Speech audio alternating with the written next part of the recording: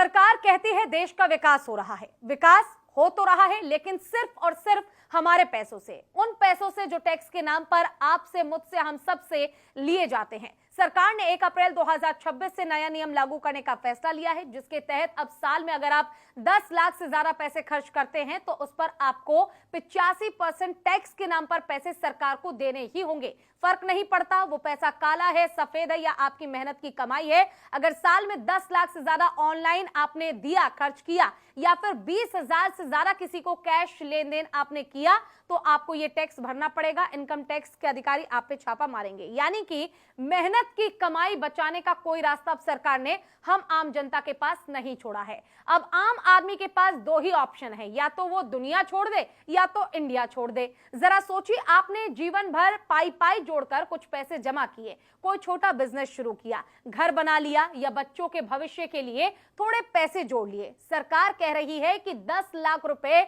जो कि 10 लाख आज के समय में ज्यादा बड़ा अमाउंट नहीं है। घर, गाड़ी या कोई भी चीज लेने के लिए कम से कम आपके पास 10 लाख होना बहुत जरूरी होता है। 10 लाख बहुत मामूली सी बात हो गई आज के टाइम पे, पर फिर भी सरकार आपके ही पैसों से 85% टैक्स सीधा मांग रही है। सरकार को सिर्फ टैक्स चाहिए हर चीज पर, चाहे आप घर बनाओ सरकार टैक्स लेती है, गाड़ी लेके निकलो तो सरकार टैक्स लेती है, इलाज करवाओ तो सरकार टैक्स लेती है, दवाई लो तो दवाई पे टैक्स देना पड़ता है, छोटा बिजनेस करो तो जीएसटी के नाम पर 70 तरह के ऐसे टैक्स हम अपनी जिंदगी में भरते भरते थक जाते हैं। कुल मिलाकर हम सबकी जिंदगी झंड होने वाली है। दिन रात मेहनत करें हम, टैक्स लेने के बाद भी जन सुविधाओं से वंचित रहे हम, पर पैसे कमाने के बाद भी अपने पैसे फ्री फंड में टैक्स के नाम पर सरकार को हमें देना पड़ेगा।